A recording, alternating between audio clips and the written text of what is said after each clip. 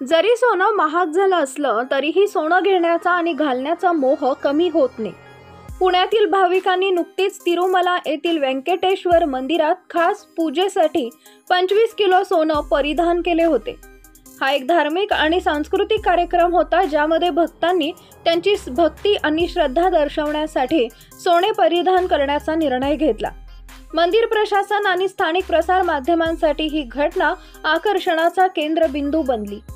22 August रोजी कुटुंबानं मंदिरात जाऊन 25 किलो सोन्याचे दागिने दाखवले।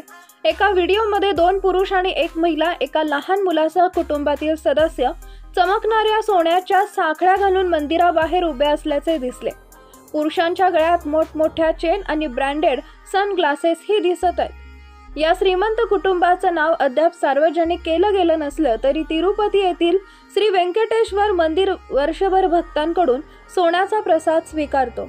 सोने आणि इतर मौल्यवान वस्तू भेटवस्तू देणं ही इथं एक सामान्य परंपरा आहे जी आदर आणि श्रद्धेचं प्रतीक मानली जाते।